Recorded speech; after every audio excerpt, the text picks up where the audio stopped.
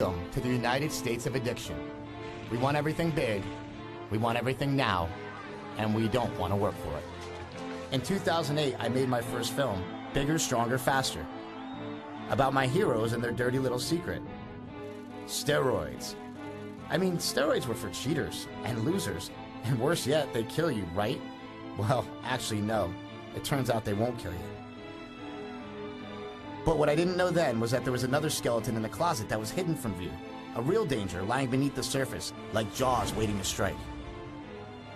The actor Heath Ledger was found dead today in an apartment here in New York City. Pop superstar Michael Jackson is dead at the age of 50. Suddenly, my heroes started to die. Lots of them.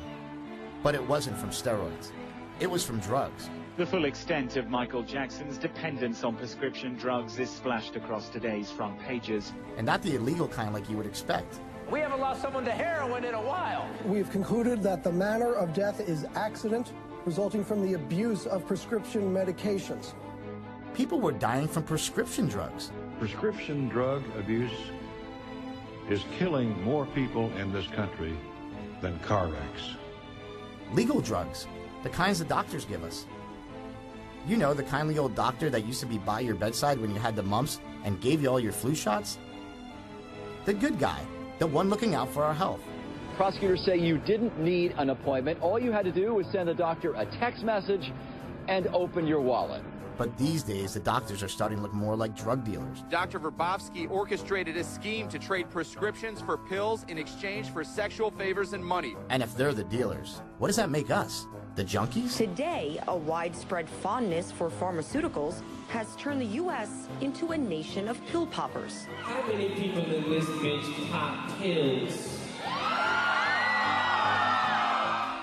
We only represent 5% of the world's population, yet we consume 75% of the world's prescription drugs. We got no business popping as many pills as we do. According to the federal government, last year more than 6 million Americans used OxyContin for recreational purposes. In 2010, 254 million prescriptions for opioids were filled in this country. That's enough painkillers to medicate every American adult around the clock for a month. I had never experienced the kind of euphoria that I got from a pain pill. We have drugs for everything. Hell, we even have drugs for things that aren't even diseases. The first and only FDA-approved prescription treatment for inadequate or not enough lashes. So how did we get this way? Talk to your doctor. Ask your doctor. Talk to your doctor. Talk to your doctor. Ask your doctor. Just talk to your doctor. Every night on TV, you see a weird-ass drug commercial trying to get you hooked on some legal shit. And they just keep naming symptoms till they get one that you fucking got, okay? It's like, are you sad? Are you lonely? You got athlete's foot? Are you hot? Are you cold? What you got? You want this pill, huh, motherfucker? You got to take this pill. Ask yourself, is it really a war on drugs?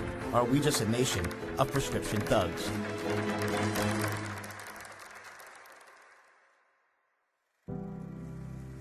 Growing up in Poughkeepsie, New York, my brothers and I never even saw drugs.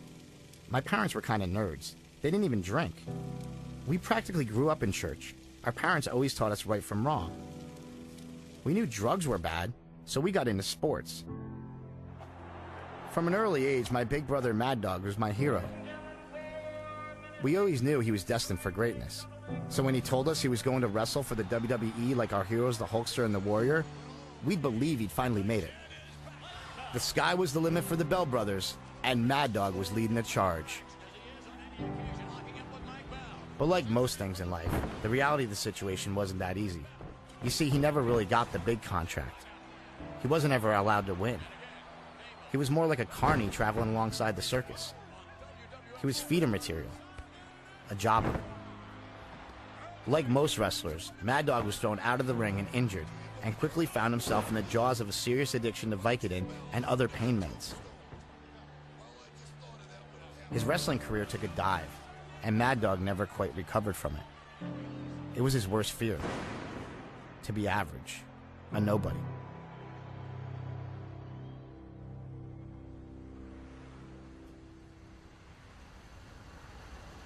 Since Bigger, Stronger, Faster, Mad Dog has been in and out of rehab. wrestling with a major addiction to prescription pills.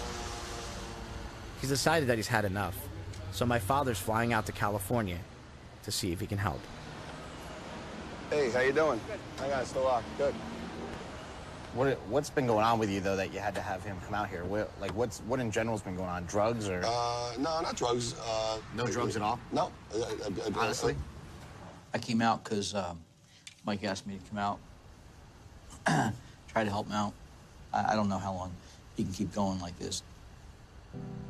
He was the one that told me on camera all the shit you were doing. I had no idea. Yeah. And I was like shaking when I'm interviewing. I'm like, what?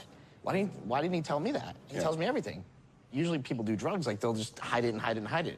And he's like, not with me. He's like, I don't. No, well, the problem is that I can hide it for too long of a time. I can hide it for, depending on the deal, depending on what the addiction is, I can hide it for 3 to 6 months. You know what I mean? And then that's when things start going out of control again. I've already kind of prepared myself for that phone call that Mike is dead someplace, you know? And, I mean, I've done all the crying, I've had all the feelings, I've been through all the emotions and things like that. And that doesn't mean that when it happens, or if it happens, that I'm not going to be sad. It just means that I have done everything that I can, and I'm still doing everything that I can. Well, he'll break down and he'll be crying and he'll say, like, you know, Dad, the biggest fear I ever had in my life is being an average guy. But you have to be average before you can be any better. It's like you have to crawl before you can walk, and then you have to walk before you can run. And he's stuck. You know, he's stuck right there. Mad Dog believes his addictions were fueled by his lack of success. But the closer he got to the spotlight, the bigger his problems became.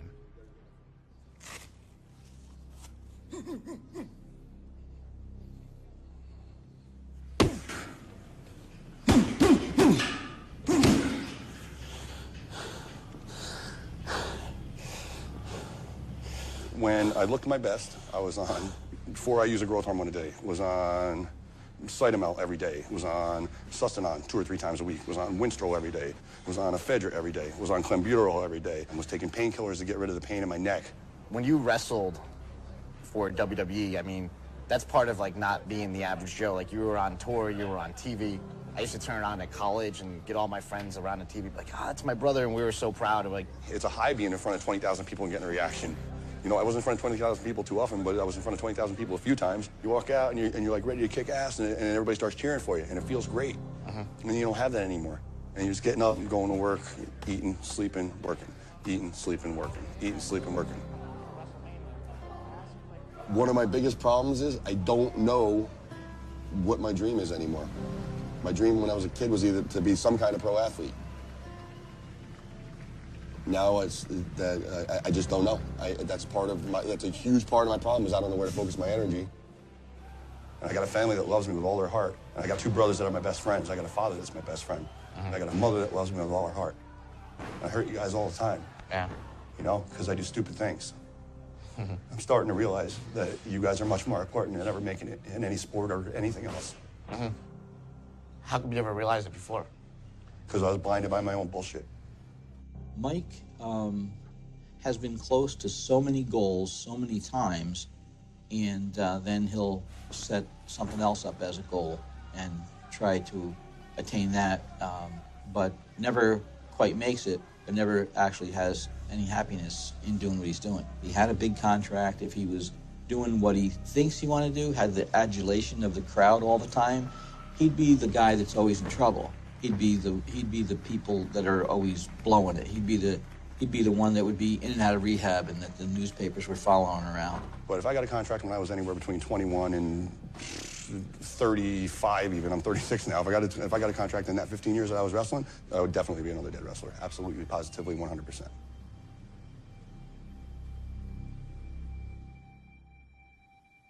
It was like 8 o'clock at night, our time, and we got the call. When I heard Daddy saying, oh, no, no, no, and so I said, oh, don't tell me. I thought that after 62 days that Mike went off the way. I never... That's what she thought. Ever thought that Daddy was... bad. And Daddy grabbed me and he said, Michael died, and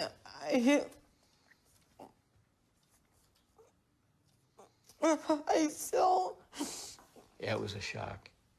The first thing I remember when she said that he was dead was what I said in the movie, that I think they're going to find him dead someday. Because barring a miracle, there was no way out for him. After another relapse, Mad Dog crawled up the stairs of a sober living facility and was barely even able to knock on the door. A month later, he was sober. 2 months later, he was dead. This is cool. This is at Sundance. This was like one of his proudest moments. This is him right here. He's in this box. I didn't understand how this could happen to my brother. We were the all-American family. Where did we go wrong? Yeah. It was time I talked to my younger brother, Smelly. Maybe he can help me get some answers. It was on a Sunday. I talked to Mike on Friday. He was saying, you know, how he hates being sick. He told me a time in his life when he felt the best mentally. And it was a time that he was in jail and he wasn't on anything. And that was the only time that he said he felt somewhat normal as an adult. Mad Dog's battle wasn't necessarily just with prescription drugs. I think his battle was more with himself. Ryan Sakota was one of Mad Dog's best pupils before becoming a superstar for the WWE and in Japan. I never did prescription drugs until I got to WWE. And the only reason why I did them was because I wanted to keep my job. Like, when did you take your first painkiller? Like, from a doctor? From a doctor? No. I actually got it from a friend. Another wrestler? Another wrestler. Because that wrestler was also a doctor? No, but he's a good friend. This is my friend Horseshoe. He was one of the baddest son of a bitches in the WWE. I love dogs, man. Unlike Mad Dog, Horseshoe won most of his battles in the ring. But his battle outside the ring nearly cost him his life. You gotta get rid of the Red Bull, buddy. Why? And the cigarette. Why? Because we're gonna interview you. You can't be sitting there with a Red Bull and a cigarette. Can't interview until I finish smoking. Well, then finish smoking. I signed a contract with WCW right out of college, and then the money started rolling in, and then the pills came in, because I was on the road every day. You know, it's like to graduate to that next level, you have to do certain things that a lot of people aren't willing to do. How many pills a day were you doing? 90. 5 pills used to be enough for the day. You know what I mean? Now it wasn't enough, so I had to up it to 10. 10 pills eventually wasn't enough, so I upped it to 20. 20 wasn't. I used to take 10 at a time when I was doing 90 a day. I remember my girlfriend, she would lay out, 5 Vicodin, 3 Somas, 2 Viagras, 2 Cialis, all my vitamins and minerals, and it was like a smorgasbord, you know what I mean? But I did that every day. That was normal. Viagra and Cialis in the morning? Yep, just so I was ready. Yep. Just in case? Yep, just in case. Did it ever occur to you, like, hey, look, I got a problem, I need to stop right now? No, I never really worried about it, Listen, I thought I was invincible. What the fuck are pills gonna do to me? You know what I mean? I never thought about dying, you know what I mean? They found me floating in the pool. So you like blacked out while you were swimming or something? So I was floating, and apparently someone jumped in and saved me. Wake up in the ambulance. Tubes up my nose. I got shit in my arms, and I wake up, and there was just, all I could see was just this light. You would think after something like that would be it. Mm.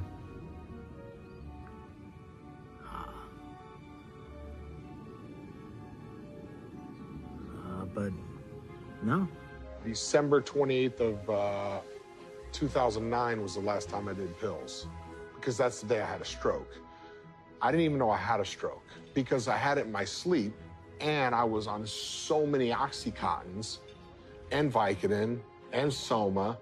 You know what I mean?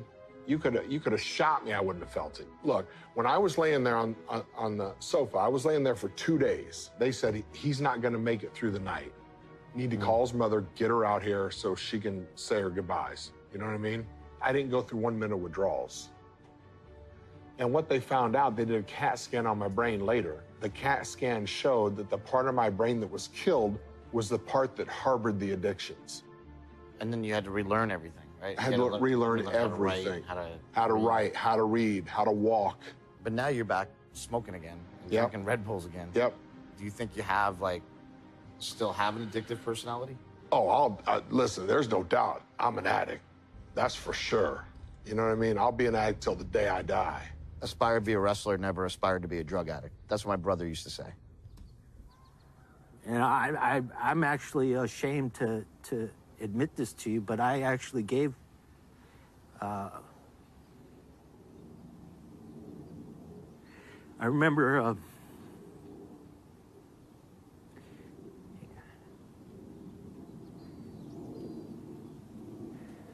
you know, Mad Dog asking me. I gave him some shit, you know. I think all you guys did, though. I think it's nobody's fault. You know what I mean? Everybody's responsible for their own, what they do, you know? I forgive you. Thank you. My brother would be able to hang out with Razor Ramon, Jake the Snake, and all these guys because my brother was the guy with the pills. Now, he never won a match in WWE history. Not one. He was on TV 250 times. He lost 250 times. He was a jobber. He was the guy that they beat up. But he was the guy they beat up that had the pills. Yeah. So they kept, hey, hire Mike Bell. Hey, hire Mike Bell. I mean, back then, it was like an open forum, you know? Do I blame wrestling for that? Like, I don't blame wrestling. I think it goes on in the NFL. I think it goes on in the UFC. Yeah. I think it goes on in baseball. I think it goes on in sports. I think it goes on in high schools. It goes on everywhere. My brother in Bigger, Stronger, Faster says, if I only would have made it, everything would have changed. Right. How do you feel about that? I think that's a joke. My buddy Jeff knows about success. He got a scholarship to an Ivy League school and went on to play in the NFL. The grass is always greener. You know, if you can say, but if only, it's comfortable for people to do that. But you know, when you get to the other side of it, and you have those material goods, and you have the things you thought you wanted, and you know, those boxes are checked, that's when some real soul searching happens. Chris Lieben climbed the ranks of the UFC and achieved the fame and fortune that Mad Dog dreamed of. But the fight with his own demons proved to be more than he could handle. My motto was everything in excess, nothing in moderation. Go fast, kick ass, chug beers, crank tunes, you know, just fucking full speed ahead. I would drink and party and stuff, you know, when I first started with the UFC, and people would be like, oh my God, look, Chris Lieben's out drinking and he's got a fight coming up, da-da-da. Well, I figured out that I could still take the edge off by taking a pill and nobody would know. What I realized is it worked not only for my pain, but for me, for my anxiety, and it mellowed me out. Where you're in a position of perceived power or class in the society, you can get whatever you want. The funniest thing for me was when I got to the NFL and I had more disposable income than I never had in my life, everyone wanted to give me things. This is so backwards. Including drugs. Including drugs. I mean, I was a kid that didn't come from a lot, you know? Now I'm somebody. Being somebody, I didn't ever feel like I was worthy to be somebody. Now all of a sudden, girls in particular that I know weren't interested in me were starting to act like they were interested in me, and I'm going, hang on. They only want to be with me so that they can hang out with the UFC fighter, Chris Lieben. I allowed those things to really drag me down into a pretty dark spot. And for me, pills were the way out of that dark spot. I'm the golden child. I'm an Ivy League educated NFL football player, and I'm a drug addict. I mean, I have my big calendar on my wall. And I'd be, okay, today I'm gonna take 5 pills. 5, 5, 5, 4, 4, 3, 3. Now I switched to Percocet. I had it all written out. Jeez. I had a big plan, you know, on how I would get down, spend a few days on the bathroom floor, puking, da-da-da, go in, perform, make my money so I could keep doing it. It got to the place where I was waking up on my couch, covered in piss, not knowing what time of day it was, what day it was. And when I would wake up covered in piss, I would just take more drugs and pass back out. Did you ever do anything like you're really embarrassed about when you're on pills?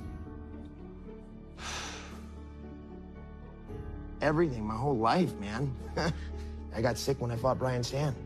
I told everybody it was sugar. Nobody knows this. I was backstage, diarrhea, vomiting between my legs, and they're calling Chris Lieben out to fight. Here you go, let's go, Chris, let's go. I stepped into the fucking cage like that. I see both sides of the issue. And on one side, I see that, honestly, those painkillers enabled me to play for as long as I did because they killed a pain that otherwise I couldn't even bend down to tie my shoes. But they also created a monster. I could tell you stories about guys that, in particular, OxyContin, that used to do heroin and quit doing heroin to take OxyContin because it's better. I mean, and it feels the fucking same to me. It feels the same. And look, if I can think about heroin, you think about how horrible and terrible of a drug it is and where you're going to end up if you start that. OxyContin feels exactly the fucking same, but it's not. It's wrapped up in a little blue pill. Comes in a bottle with a prescription label on it with your name on it. Says, take 2 of these, whatever, So wait a second. The drugs that the doctors are giving us are the same as the drugs being sold on the streets? Well, if you look at the chemical makeup of opiates, like codeine, OxyContin, Vicodin, and morphine, they are all directly or synthetically derived from the unripe seed pods of the opium poppy. Guess what else is made from the opium poppy? Heroin. That's right, good old H.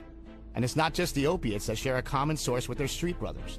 Take Adderall and Ritalin, which are made from the same stuff as meth. So basically, those pills that you have your children popping are street legal meth. Man, Heisenberg could have saved himself a load of trouble if he just opened a pill mill. You're goddamn right. But hold on a second. Punky Brewster told me drugs are bad. Drugs are bad for you. Grow up. Illegal drugs are bad news. Don't mess with them. We must wage what I have called total war against public enemy number one in the United States, the problem of dangerous drugs. In 1971, then President and huge Elvis fan, Richard Nixon, began the war on drugs. Since then, the war on drugs has cost the U.S. over $1 trillion, and the prison population has risen over 700%. Sounds like we're winning. So I get it. Drugs are bad, and the people who use drugs are bad guys and criminals, like Tony Montana. But Mad Dog and his friends weren't even talking about illegal drugs. They were talking about legal drugs, prescription drugs, the kind you keep in your medicine cabinet. There may be a drug addict in your house, and you may be their supplier. Federal authorities call it an epidemic. When you think of drug addicts, you don't think of, like, a housewife with 4 kids. No, but we're everywhere. Everywhere. You know other people like you? Uh-huh. There's lots of us. Everyone's affected by this epidemic, like Betsy DeGree. She's a housewife from Minnesota. When her daughter was prescribed Adderall, Betsy turned to the medicine cabinet to solve her troubles. I ended up, taking one and then taking all of them. Yep, I took it for my daughter. When my daughter did take it, and this is how I justified it, when she did take it, she might have been able to focus more in school, but it took the joy from her. So I kind of felt like I justified it, like, well, it really isn't good for her. And every time I'd get it refilled, I'd say, I'm not going to do it this time, and I always did. Everywhere I go, the story's still the same. Like my friend Colby from the gym, and he's just a kid. When I was 15, I shattered my femur bone in 4 places. Basically put me on opiates from that point, and then it just escalated with dose strengths. How old were you at this time? Started at 15. Do you think there's a problem with kids in high school and stuff doing prescription drugs? Oh yeah, definitely. I think it's so accessible, and you're not really taught about it in DARE or in all these other programs. It's always about marijuana or it's about cocaine. This is crack. Well, we grew up in the generation of, like, just say no and drugs are bad. None of that ever sunk in? Nope, that never sunk in. All that did was create shame for people who couldn't, This is your brain on drugs. Any questions? There's a stigma around it too, that we made this choice to just be drug addicts. Anybody can get addicted to these. It doesn't, like I said, I was an innocent, I'm not innocent, but I was 16 years old, It wasn't like I was seeking, opiates. Prescription drugs aren't just hurting the people taking them either. They're destroying families. Like my friend Dustin. His own addictions almost cost him his son. The stupidest thing I ever did, eating Percocet, was raise kids. Because there was lots of conversations that I should have had that I didn't have. My son was 16 years old, 2011, December 19th, and he got ran over by a car. Lots of things came to light, okay? He was high. I didn't realize he was doing it because I was high, okay? That moment in my life was a huge wake-up call. It was a spiritual awakening, nothing short of it, bro. Because I sat there in that hospital and I was just, I in a way caused this to happen because I was okay with so many things. Who taught you how to do this stuff? You, all right? I learned it by watching you. Another factor is, like, I kind of came from a family of addicts, in a sense, too, which I also think is a very big thing with why it's so easy for teens to abuse pain medications, because, you know, when we come from addicts, you know, that's kind of like the human condition is that we are kind of born to be addicted to things. Why do you think people in America are so easy to just pop a pill? Well, it's just because all of us do. I mean, it's just like, you know, you follow the flock, man. No one ever said, well, you shouldn't do the prescription drugs that the doctor said you can take. That's just a scary situation all the way around. I mean, how many people are running around this planet hyped up on pain pills because their doctor told them they can be, that are completely checked out on autopilot, raising children, running businesses, flying airplanes, you know what I mean? And you wouldn't even know it. You would never know it, and it's okay because they have a hall pass. You know what I'm saying? They're not drinking whiskey. They're not doing illegal drugs. Their doctor said, here you go. Take these 3 times a day, you know? Yeah. And lots of people will start abusing them beyond that, but they got that little hall pass and that little pill bottle with their name on it. They can take it anywhere and all the time.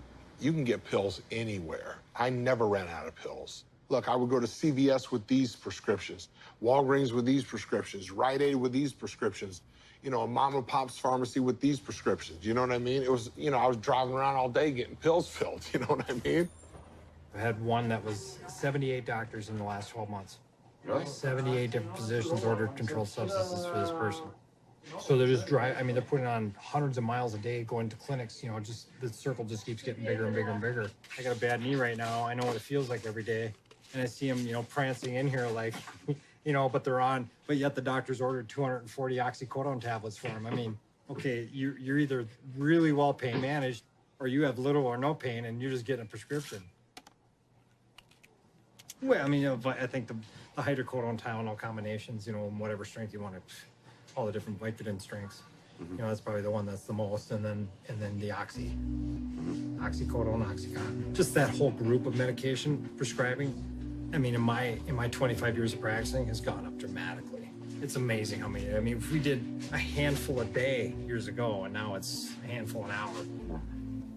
When they stopped making the OxyContin in the crushable form, where you could shoot it and snort it and smoke it, when they got rid of that, their OxyContin lost 80% of its revenue.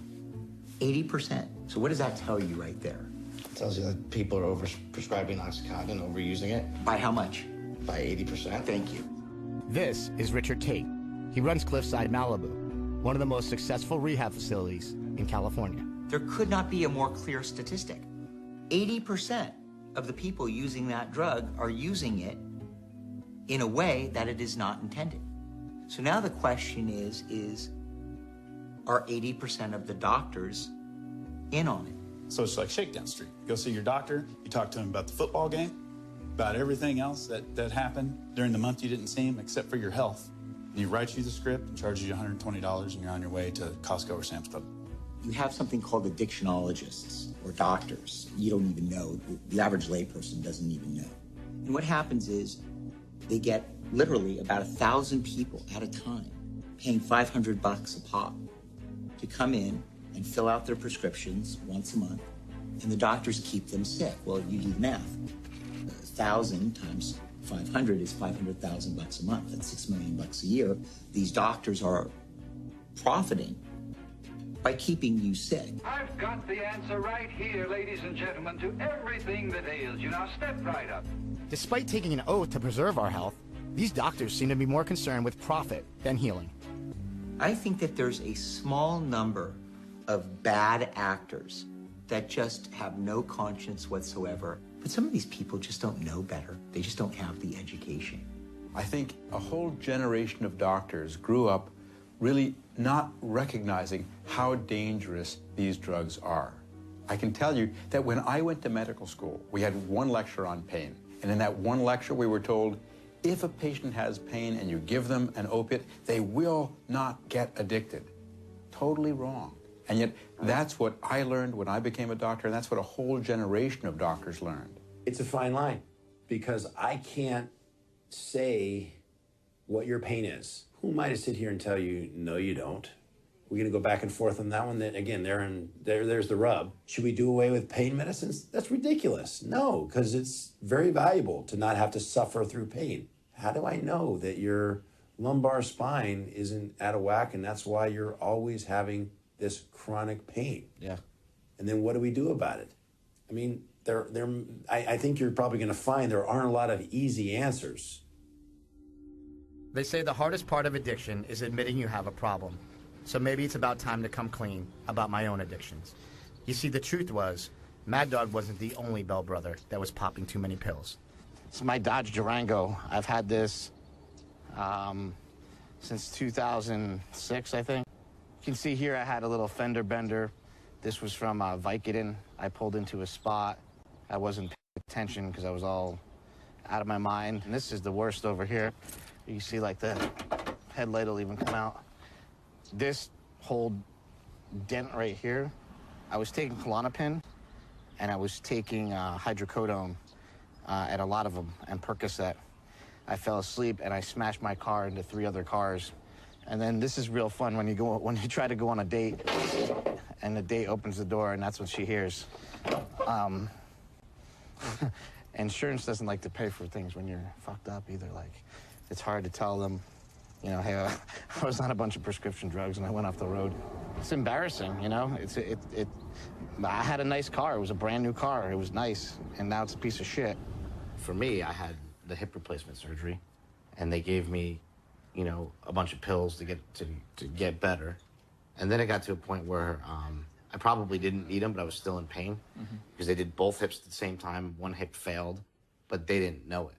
It just got to a point where, you know, I was spending probably like $500 a week on prescription drugs.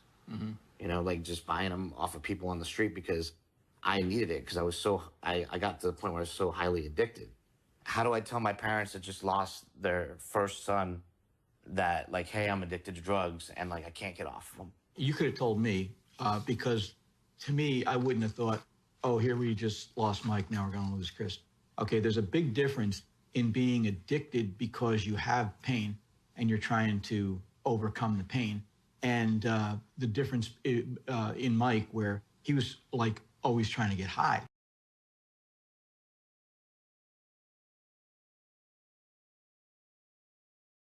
It all comes down to money in the United States. You know, in this country, it all comes, if you follow the money, you're going to come to the, you know, the answer to most of what the problems are. Well, the love of money is the root of all evil. Yeah.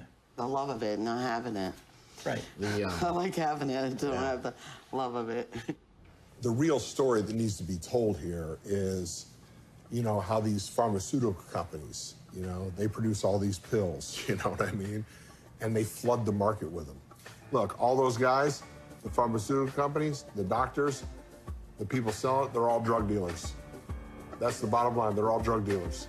It's all about money. That's all it is. Look, this whole world centers around money. You know what I mean? It takes money. And for Big Pharma, money is good.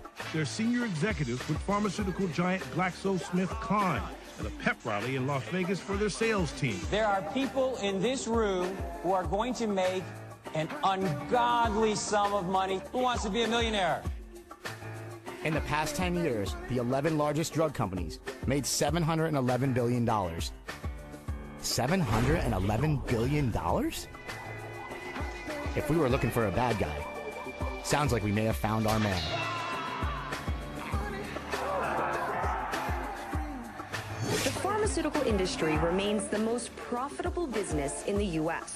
More success and financial gain for the companies will always remain possible as long as more Americans are encouraged to take drugs. Pharmaceuticals have always been around. From the apothecary of the Middle Ages to the snake oil salesman of the Wild West. All he wants is a miracle, folks. How can I deny him? If he's willing to pay for it, he's gonna get it any price. There have always been sellers of potions and tinctures with the promise of miracle cures and remedies, and most of them were far from helpful. So to protect us from these scam artists and charlatans, we created agencies like the FDA and required pharmaceutical companies to work under strict regulations. But that cut into their ability to make drugs for profit. And that's not American. Those regulations were getting in the way of big business, and pharma needed a hero.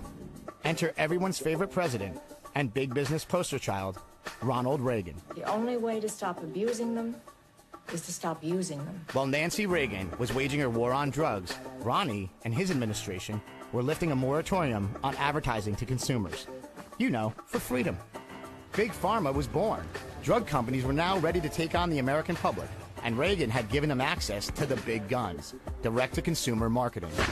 And in 1997, everyone's favorite saxophone-wielding president, Bill Clinton, and his administration loosened up the regulations even further, making us one of only 2 countries in the entire world that think that advertising to consumers is a good idea. I mean, I have to say, this was the advertising and marketing coup of the century. You couldn't do that before. This is my friend Dr. Gerber. In 1997, he became the first person in the United States to receive a PhD in homeopathy. I mean, the fact that you can present a problem to an audience as big as a TV audience and say, ask your doctor if such and such is right for you. Wow, I'll ask my doctor. So I go to my doctor. Lo and behold, because the rep from the company was just there with a truckload of samples, he goes, well, gee, let's see. He opens up the drawer, gives the person like a month's worth of samples, just, they're free. And then there goes the prescription writing, and then that's it for forever. So I get it. You give them the first taste for free, and then they're hooked. We tried to talk to a bunch of people from various pharma companies, but they didn't seem to want anything to do with us. So I talked to Gwen Olson. She was a pharma rep for 15 years and wrote the book, Confessions of an RX Drug Pusher. I knew at some point that was what my job was. I was a drug pusher. I was just doing it legally and with the, being condoned by society. And when people would say, well, you sell drugs, and I would always say, oh, yes, ethical pharmaceuticals, as if. I've never seen a commercial for OxyContin. I've never seen one for Vicodin. And they don't need them. The drugs sell themselves. So why do they advertise the other type of drugs? Because they have to get the consumer to believe that they need them. Hey, Pete. Yeah, it's me, big brother. Put the remote down and listen. This intervention brought to you by Niaspan. So you cut back on the cheeseburgers and stopped using your exercise bike as a coat rack. That's it? You're done? I don't think so. If there was a panacea that came onto the market tomorrow, do you believe that they'd have to spend hundreds of millions of dollars in advertising on primetime TV for the rest of the world to know about it? It would be word of mouth. People would know about it in a heartbeat. Women who take Lipitor or the other statin drugs for cholesterol have approaching a 50% greater chance of developing diabetes, according to this study. Well, what about all these statin drugs? Like, they're saving people's lives. We need statin drugs. Statin drugs are one of the biggest, I call it a big fat lie, because that's what the cholesterol lie is. The sickest people I've ever seen in my 32 years of practice were people whose cholesterol was too low. Without enough cholesterol in your system, your immune system can't work properly. All of the long-term data on the statins show that you will die sooner if your cholesterol is lower, particularly if you're over 55, if you're female or male. There is no benefit to the drugs. I'm not saying that there aren't some individuals who should monitor their cholesterol because of the risk factor, correct? There are other means of lowering cholesterol besides taking the toxic drugs that the statins are. This is a very ingenious marketing plan. What is one of the major side effects of cholesterol-lowering drugs? Do you happen to know? Impotence. Impotence is one of the things that's complained about most frequently for men that are on cholesterol drugs. Well, guess what the same manufacturer's #2 selling drug is that makes Lipitor? Viagra. Viagra, hey! Now we got a patient population that we can sell our next drug to. Every time I take something, I always feel weird. And then somebody will say, a doctor will say, well, for the weirdness you're feeling by taking something, take something else. And the next thing you know, I'm taking 9 things. Okay, Okay, you're going to wind up like Anna Nicole Smith. Like, there was a point in time when I had my hip surgery, I just got so conditioned to, like, taking a pill that when the next thing came up, like, oh, these painkillers are causing me anxiety, so then I need the Xanax, and then, you know, I can't sleep, so you need the Ambien. Right. And you can't focus, so you need the Adderall. And then, like, I had like, probably 10 prescription bottles, you know, in my cabinet. That's causing this problem, so take this, and that's causing this problem, so take this, and then before you know it, you do have 10 prescription bottles on your, because of one problem. Why take it if you don't need it, you know? A lot of people have this misconception that the pharmaceutical industry is altruistic and they're philanthropists and that they're, you know, looking to heal the world. There couldn't be anything further from the truth. The pharmaceutical industry is, their vested interest is in making their stockholders money, because the pharmaceutical industry isn't in the business of health and healing. It's in the business of disease management and symptoms maintenance. Big Pharma has a economic incentive to classify things so that they can create pills for them, right? Do you know what restless leg syndrome was? I didn't. Either did I. I'm so sorry. It's the restless leg syndrome. That, you know, they're sitting there because they've drank 6 cups of coffee today and they've got all these refined carbohydrates and sugars running through their body, and they're looking down, they're going, yeah, that's what I've got, restless leg syndrome. Let me go get a prescription for that. And I mean, there, the indoctrination goes right in. 75% of the time, statistics say that if they go in and request a drug, the doctor will give it to them because the doctor considers it his business and they are his customer. That's the problem with the advertising, the big pharma advertising campaign. What they tell you is, whatever your symptom is, we've got a pill for it, okay? Mm-hmm. But that's not the way the world works, okay? You actually have to be a human being and feel your feelings. If your brother dies, okay, you can expect to feel sad. Feeling your feelings is hard, but lucky for us, Big Pharma has a solution. Psych meds. Finally, we have the perfect pill that promises to take away all of our bad feelings and replace them with sunshine and little happy trees. With all these scenes of trees and green grass and convertible cars and pillow clouds in the sky, if life is like that when you're on the purple pill, give me some purple pills.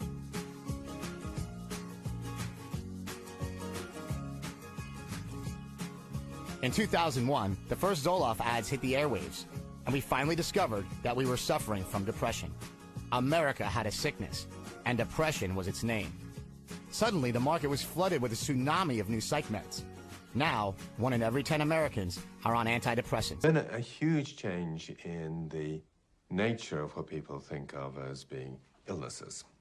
Doctor and author David Healy is one of the most outspoken critics of antidepressants, especially SSRIs. Every disease can be oversold. One of the ones that's being oversold at the moment, even though it's a real illness, is bipolar disorder. It's a rare condition. It's become, in the last 10 or 15 years, 5,000 times more common than it was before.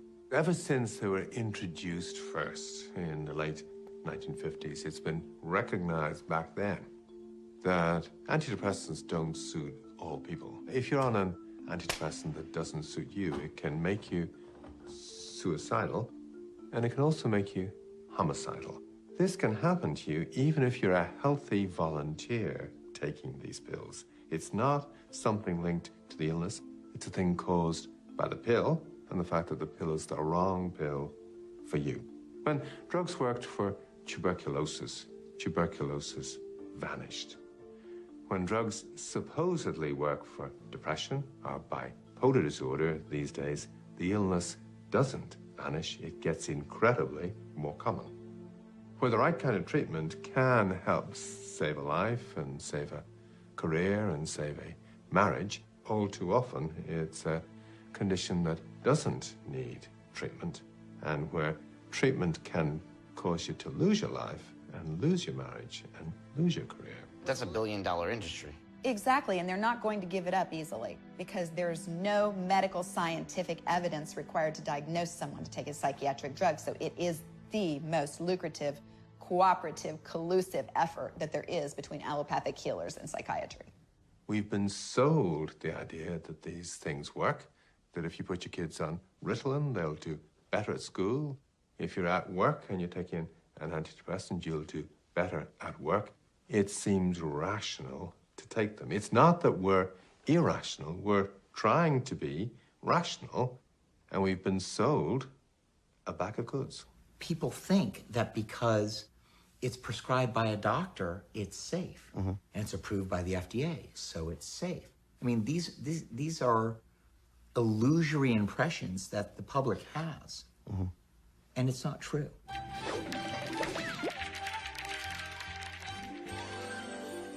To get a drug approved, a company only has to submit 2 positive studies to the FDA showing that their drugs work better than a placebo. Not better than another drug already on the market, just better than a fake pill. Then, to make things easier on pharma, they get to pick and choose which studies they submit. Meaning they could have 48 studies that say a drug is terrible and causes half the people who take it to grow tails. Well, you did it again. Gee, what a mess. But, as long as they produce 2 positive studies, the FDA approves the drugs and we get another bottle on our shelves. Very frequently, companies would come and they'd throw down millions of dollars and say, run it until you get this result. And what happens to the other 48 bad studies? They get filed away with the Ark of the Covenant in that warehouse from Indiana Jones. The value in drugs these days depends on companies being able to hide the data and conjure up the idea that these drugs are worth more than they actually are. The research I do, it's comparative effectiveness in drugs, has always been left to the pharma companies to do. The federal government doesn't fund that. Now, there are a lot of consulting firms that will come in and do the same kind of research. I call them sort of results are us. You tell me what you want to know, and I'll manipulate the data to find it. When it comes to publication, a lot of times, you know, a negative result or a indifferent result isn't published. I guess they call it publication bias. Even the journals, New England Journal of Medicine or JAMA, et cetera, they know you're basically saying, well, we did a nice big study and this new drug, everybody thinks is wonderful, had no effect. But isn't that dangerous to people taking it? If they don't know the information? Under the influence of controlled trials, believing that's the best kind of evidence, doctors stopped listening to patients and looking at patients and going by what they saw right in front of their eyes. They looked away from the patient and looked at the scientific evidence instead. What they thought they were seeing were articles by reputable academics in the best journals in the field. But what they were actually looking at was ghost-written articles, and that no one had any access to the underlying clinical trials behind these articles. So the companies could say whatever they want. I started to recognize that I wasn't getting the full picture. The information was being presented to me through rose-colored glasses so that I would present it to physicians through rose-colored glasses. I was being encouraged to misinform people. And if I was misinforming doctors, that meant doctors were misinforming their patients. So there was no informed consent taking place in the medical arena. A new report raises serious questions about the safety of prescription drugs in this country. More than ever, medications that are supposed to help people are instead making them sick, and in some cases, even killing them. Anybody who has a guaranteed insurance reimbursement will be a victim of these things. 3 out of 10 older people are taking at least 5 prescription drugs multiple times a day. Now, I asked our expert why this is happening. Tonight, I'm told they just don't know any better. I don't care if you're a foster child, if you are an elderly person that has Medicare, if you're an indigent person that has Medicaid. Older people who take a group of drugs used to treat conditions including asthma, depression, and epilepsy may have an increased risk of dementia and even death. If you are someone that they can be guaranteed that has a government job that you're going to get reimbursement, you're going to get put on one of these drugs, because that means a refill every month, and that is a compliant patient, and they're going to get more money in the till down the road. Those are the patients pharma loves. And if they can get your kids, wow, then they've got a lifelong customer. Mom, I'm on an allergy medicine that won't make me drowsy. Children's Claritin chewables? Your child may be taking what is called the most abused drug in America, and you may be completely unaware of how dangerous it can be. It's true Adderall has been named as the most abused and overused legal drug. Adderall has become the new gateway drug for kids. According to the DEA, 6,000 kids a day use prescription drugs to get high for the very first time. And it's killing them, too. The district attorney's office has opened a child death investigation after a child overdosed on prescription drugs early this morning. Tomorrow, a summit will be held to talk about the growing problem of babies born to addicted prescription drugs. Many of those who are affected aren't taking pills to get high, but to get better, following a doctor's orders and accidentally developing an unshakable addiction. It's the worst epidemic we face in America today. Addiction? Prescription drug addiction. Okay? I mean, we have... Is it bigger than alcohol? Way bigger. Every 19 minutes, someone dies in this country of an accidental overdose. Every 19 minutes. That means that you take a couple pills before you go to bed, thinking you're going to get your daughter to school in the morning, and you just don't wake up.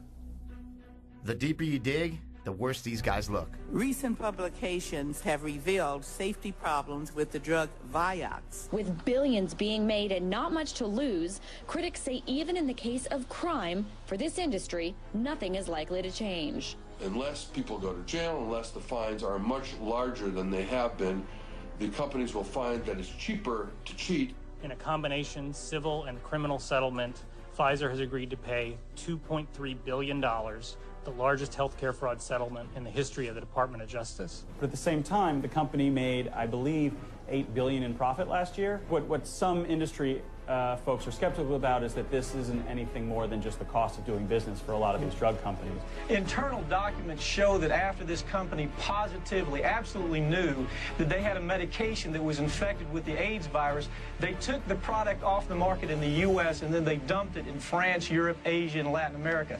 Hold on, Mike. So hold on. So you're telling me that Bayer knew that this drug was infected with the AIDS virus. They yanked it from the market in America, and then they dumped it in markets overseas? They had to figure out a way, Joe, to make a profit on a product that they could not sell in America. You know, these guys are no joke. They're printing money, they know what they're doing, and they're great at it. And if they can condition a public, an entire culture, to something that's not true, they're saving a lot of money, you know? And it doesn't help anybody.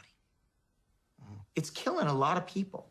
My niece was, she was attending Indiana University. She was a pre-med student, and she was in a car accident. And so they started her on mood stabilizers and antipsychotics and antidepressants. And by the time it was over with, she was on 14 different drugs. She had to drop out of school. She wasn't able to work. She cold turkeyed off of her drugs, trying to recuperate.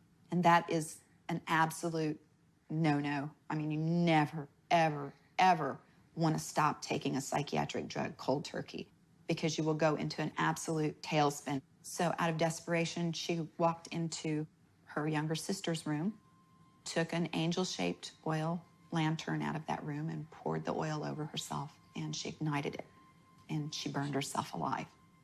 And once I had done my due diligence and my research on it, and I realized that the information had been there that these drugs caused suicidal ideation from the get-go, and that it had been covered up by the pharmaceutical industry and by the FDA, that I got angry. I spoke out when they murdered my niece, and that's what happened to my niece. They murdered your brother, they murdered my niece, because they knew that these things existed, and they knew that there were people that were vulnerable that would be taking them, and they did not inform us. The onus is on them.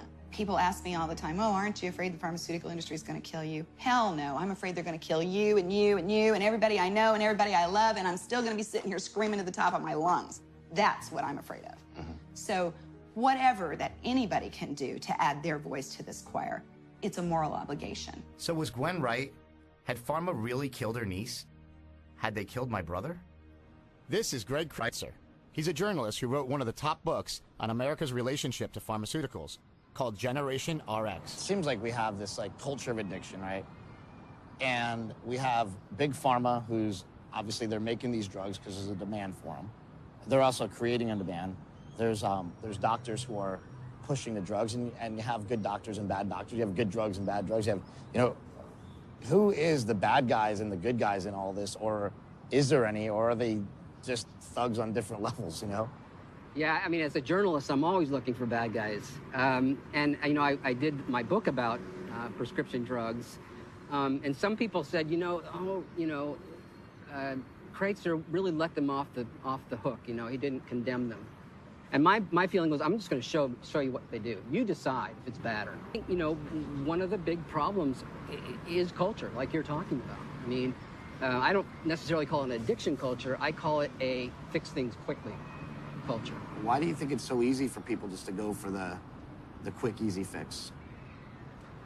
Well, I mean, going for the quick, easy fix is human. I mean, we want to minimize our expenditure of calories. It's very fundamental. That's always going to be there. The question is, why does the system accommodate it? And I think that's pure free market capitalism. Takes one to know one, as they say. Maybe the reason pharma is so good at preying on our addictive natures is that they're addicts too. And what's their addiction? Profit. Drug companies used to think of themselves as medical science companies. They were often led by a scientist or a physician. If you could get 10% profit a year, that'd be great. We could roll out one new drug a year, great. If you look at the records of the congressional hearings in 1983 on prescription drug advertising, there's all these letters, and these letters that go on and on about what an awful idea this is, et cetera, et cetera. Well, they're all from the presidents of the major pharmaceutical companies. So those guys changed, you know. The next generation were not doctors. They were people who were interested in 15%. I want ads in the Boy Scout magazine and every college paper. Full-page ads in color. It seems like the pharma companies are just like addicted to money. I mean, they're like addicts in themselves in a way. That's not news. That's not news. That's what they do, right? I mean, they're in it to win it. I mean, you go to a barber, you're going to get a haircut. You go to a bar, you're going to get a drink. I like to think of drug companies as motion picture makers. They've decided, I got this movie I'm going to show you guys. I'm going to show it to you so often that you're going to internalize it. And at some point, if you get one of these afflictions, you're going to say, I'm going to try that. I think when you create a culture in which the default is the pill and not other things that might make you better, then you end up with addiction. The origin of the word for pharmaceutical is pharmakon, P-H-A-R-M-A-K-O-N. It's Greek, and it has two meanings. One meaning is cure, and the other meaning is poison. It's a very insightful word, because if you think about it, almost all medicine is poison. It's something that's foreign to our body that one part of our body or another is going to have to react to as like an invading, force. Now, sometimes it reacts a good way, and we get better. But there's always a price for the poison, is what I like to say. So, in America, we have, we say we have a war on drugs, right? Yeah. But we have... War on drugs. No, man. No. Fuck, man. It's a war on money. It's who can get the most amount of money. You know what I mean? Why is nobody stopping it? Why is nobody stopping like the machine that the prints government money? Yeah, the government. I don't want to answer that. You know the answer to that. Everybody who's watching this knows the answer to that. I think we're at a point where the United States and Europe and most major companies need to ask themselves whether the healthcare economy is sustainable with these companies in it. And I think the way they're operating, it's not. This is where we need some political leadership. But finding political leadership might prove to be harder than you think. In 2013, Big Pharma spent close to $226 million on lobbying our government with an army of 1,445 lobbyists. Congress only has 535 members. So that means pharma spent upwards of $422,000 per congressman, making sure the U.S. government knew exactly what pharma wanted. That's a lot of influence. Problem with people is that they don't want to take responsibility. They want to blame someone else. The pharmaceutical industry isn't doing this to us if we don't allow it to be done. There's something called consumer demand. If there was no consumer demand, they would stop pushing the things down our throats. So people have to be proactive, and they have to start self-educating and be their own health advocate. If you don't speak up for you, no one is going to speak up for you. This is Kat Taylor. She's a child psychologist specializing in families dealing with addiction. Why do you think addiction is such a big problem in America? Our culture trains us to avoid bad things. And I work with a lot of children, and I ask them to identify a time they felt sad. And I have a lot of children that will not identify a time they feel sad because we're not supposed to be sad. We get these messages in our media and in our culture that everything's supposed to be great. Anybody could just go to Facebook, right? Everything looks wonderful on Facebook, right? We're all launching our own little campaigns about how great our lives are, and we want to have the white picket fence, and we want to have that American dream, and it's just going to be, everything's going to be great. So this abject denial of anything negative leads us to feel very uncomfortable. But a lot of times those feelings are normal. Negative feelings are normal. Sad feelings are normal. It's part of life. We have to accept it. If there's anything I've learned over the course of making this film, America is a nation of addicts. We live in a quick-fix consumer culture where the good life is just a purchase away. Whether it's a new car, a new iPhone, or a new pill, all of your problems can be solved with this amazing new product. And that is something that Big Pharma has exploited incredibly well, and to disastrous effect. We are constantly bombarded by images of unattainable lifestyles inhabited by always smiling people who seem to have no problems. But the real world is full of problems, and we're never told what to do with the emptiness that leaves behind. I am on a lot of prescription pills, though. Oh, is that a story? No, it's an addiction. Is being hooked on video games a medical condition? Startling new insight into the addictive power of sugary, salty, and fatty foods. Coffee addiction is real, and Americans drink more coffee than anyone else. We've been reporting on internet addictions, on a mom who spent 50 hours a week playing online games, and a dad who became obsessed with internet porn sites. Somewhere along the way, we traded doing the hard thing for doing the easy thing, and it hasn't suited us well.